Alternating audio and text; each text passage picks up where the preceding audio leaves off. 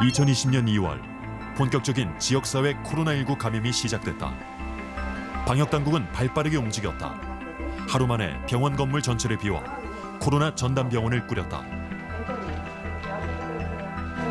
아침에 출근을 하니까 모든 직원들이 강당에 모여라 이렇게 통보가 왔어요. 그래서 아침 시작하기 전에 이제 강당에 다 모였더니 지금은 긴급 전시 상황이다. 그래서 우리가 선택을 할 수 있는 그런 상황이 아니고 나라 전체의 재난 상황이기 때문에 우리가 봉사하는 마음으로 여기에 임해야 한다. 그렇게 얘기를 듣고 병동으로 돌아가서 집으로 갈 수 있는 분, 다른 병원으로 전원시킬 수 있는 분들 다시 확인을 해서 이 병원 전체를 모두 비워라. 이렇게 명령이 하달돼서 오전 한 4시간 만에 그 병원 전체를 다 비웠습니다. 그리고 나서 그 다음 날부터 바로 코로나 환자들이 입원하시기 시작하고 본관 전체는 이제 오염으로 규정 지으면서 이제 바깥에서 방호복을 입고 병동 안으로 진입을 하고 바깥에서 또 바깥으로 나오고 이런 업무들이 시작이 됐습니다. 본관 전체 공간을 오염구역으로 지정해 입원과 검사를 신속하게 진행할 수 있도록 동선을 확보했다. 초기 3일 동안 입원한 확진자만 200여 명. 회복 중인 환자를 분리하기 위해 별도로 회복 병동도 만들었다. 약 5개월 동안 400명이 넘는 의료진이 코로나와 사투를 벌였다. 그 병동 입구까지 전달된 식사를 저희가 환자들한테 전달하고 청소가 안 돼 있다 하면 그 청소도 마무리하고 저희는 처음에 퇴근을 안 했었습니다. 병원에서 숙소를 마련해줘서 거기서 제가 2월 달부터 해서 잠시 집을 다녀온 게 한 달은 지나서였을 때 것 같습니다. 그래서 영상통화로 가족들하고 늘 얘기하고 그렇게 지냈고 그리고 완전 집에 들어간 게 한 6월 그쯤 들어간 것 같습니다. 가족들이 저한테 표창장을 줬습니다. 코로나 음압병동에서 누구보다 성실히 환자들을 치료하였으므로 이에 가족의 사랑하는 마음을 담아 표창장을 드립니다. 2020년 3월 9일 남편 김현철, 자녀 김서연 드림.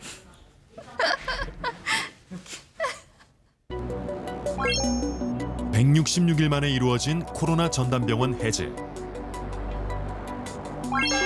하지만 확진자가 늘면서 다시 전담병원으로 지정됐고 올해 5월에야 일반 병원으로 전환됐다. 그때는 사실 이렇게 올해까지 올 거라고는 생각을 하지 못했습니다. 그냥 당시에 너무 힘들었고 상황이 급박했기 때문에 그날 생기는 일 처리하고 막 그러느라고 사실 이게 언제까지 갈까 이런 생각은 안 했던 것 같고 오히려 그때 6월 달에 저희가 일반 병동을 개소를 하면서 이제 좀 끝인가라는 그런 생각을 좀 했었는데 아니었죠. 지금은 저희가 한 2년 넘게 병상을 운영하다 보니까 어느 정도 숙련된 그런 인력들도 많이 생겼고 아무래도 장기간 계속 지속이 되다 보니까 여전히 두려움이 많이 남아있긴 하지만 그래도 초기보다는 그런 두려움이라든지 그런 것들이 조금 감해진 것 같습니다. 확산 초기에는 안정적으로 유지되어 오던 코로나19 확진자 수. 그러나 방역 조치가 잠깐 완화된 틈을 타 3차 대유행이 시작되었다. 2021년 1월 방역당국은 더 적극적으로 코로나 대응에 나섰다. 국립중앙의료원 이전 부지에 있던 철거 예정인 미군 건물을 개조해 전담병원으로 만들었다. 사무 건물을 활용해 만든 병동에 격리병상 120개를 확보했다. 보시면 아시겠지만 여기 이렇게 진짜 병원이 아니잖아요. 원래는 병원이 아닌 그 미군들이 쓰던 사무 공간인데 거기를 이제 개조해가지고 병원으로 쓰고 있고 그러다 보니까 산소도 없고 그다음에 석션 그런 시설도 없고 이래가지고 산소도 산소 탱크로 공급해야 되고 그다음에 가래 같은 거 흡인 이런 것도 하지 못하는 그런 시설이고 불편함이 컸지만 방역 당국의 대응은 확진자가 폭증하면서 빛을 발했다. 어디 아픈데 없으세요? 적극적인 입원 결정으로 없어요. 치료가 필요한 확진자들이 입원 시기를 놓치지 않고 안정적으로 치료받을 수 있게 된 것이다. 아이고, 아가가 문- 코로나19 대응의 전초기지 역할을 톡톡히 해낸 공공병원. 후가 약간 습기 있게 그렇게 하면 될 것 같고. 아이고, 그 중심엔 약간 기꺼이 공공병원 근무를 자원한 의사들이 있다.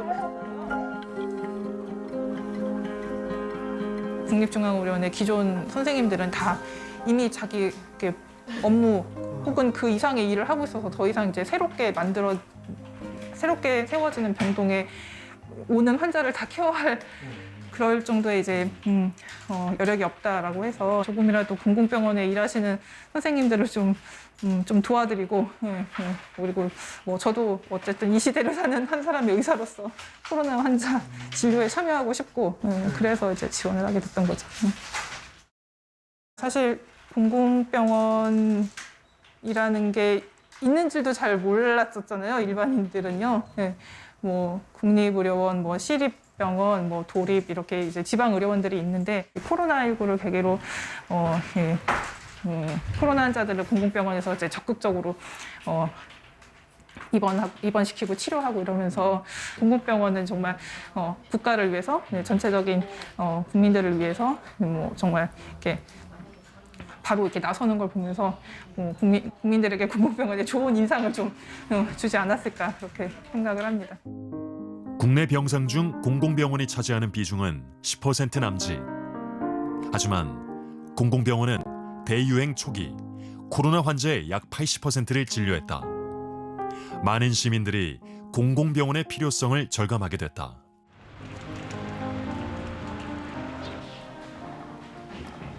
(2021년 5월) 코로나19에 확진된 선두성 씨 부부. 이 부부도 코로나 확진 후 공공병원에서 치료를 받았다. 그 번호판도 바꾸셔야 돼요. 2015년도에 제가 심근경색으로 쓰러지면서 제가 그 중환자실에서 한 달간 입원하면서 심폐소생술을 3번 했습니다. 다른 사람보다 달라서 코로나 격리가 되면 확진이 되면은 의사 선생님께서 어렵다. 당신은 기능이 나쁘기 때문에 심장이 45% 50% 그리고 콩팥도 45% 50%이기 때문에 힘들 것이다. 그렇기 때문에 조심해야 된다. 늘 충고를 하셨거든요. 코로나를 걸리게 되면은 위험하다. 죽을 수도 있다라는 그 생각을 늘 하고 있었기 때문에 마스크도 평소에 두 개씩 쓰고 다녔어요. 하지만 확진자가 손님으로 다녀간 후 부부도 코로나에 감염됐다. 코로나에 걸리면 위험할 수 있다는 의사의 경고는 적중했고 확진 후 선 씨의 증상은 점점 더 심해졌다. 부부에게는 빠른 치료가 절박했다. 격리를 갖다가 가게에서 했었거든요. 그래도 조금 있다가 이제 국립의료원으로 됐다고 가시자고 그러더라고요. 그래서 갔는데 거기서 14일간 또 있었죠. 다행히 부부가 함께 국립중앙의료원 격리치료병동에 입원했다.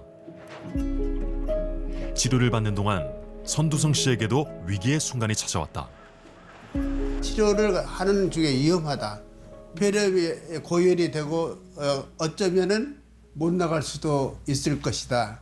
라고 해서 또 아이들한테 연락해서 또 준비도 또 해야 되는 그런 심각한 그 시점이 국립의료원에서 있었죠. 근데 갑자기 이 사람이 위험하다는 거예요.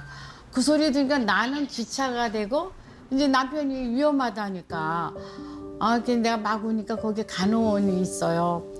그 간호원이 나를 포크를 안으면서 오시지 말라고 걱정하지 말고 하여튼 괜찮다고 막 이렇게 하면서 내 돈을 막 두들기더라고요.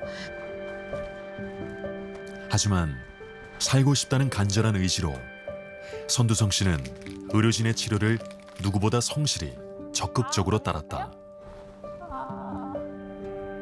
내가 살아야 되겠다. 또 선생님께서 나한테 얘기하시기를 마지막 얘기인 것 같다. 또 위험하고 못 나갈 수도 있다. 이렇게 말씀하셔서 복식 호흡을 하루에 100번 그리고 200번 눈만 뜨면 복식 호흡을 했고 또 눈만 뜨면은 또 밥 먹는 시간에는 운동을 해서 체력을 또 떨어지면은 내가 또 힘들기 때문에 또 체력 운동도 병상에서 열심히 했습니다. 코로나19 바이러스로부터 선두성 씨의 생명과 안전을 지켜준 공공병원. 나랑 같이 살아줘서 감사하고. 그럼 진짜 감사해야 돼.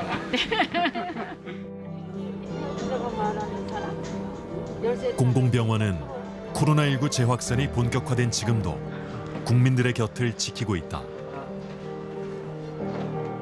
감염병 대유행 때 이제 결국은 국민들을 안전하게 지키기 위해서는 공공병원이 그 최일선에 서야 되고 그러기 위해서는 항상 준비되어 있어야 하고 그런 부분은 돈이 안 되는 부분이기 때문에 민간 병원에서는 도저히 할 수 없는 일이기 때문에 공공병원이 국가 정부와 함께 해야 하는 생각합니다. 그리고 뭐 이런 일 하는 것 자체가 이것이 바로 공공병원의 의미이기도 하고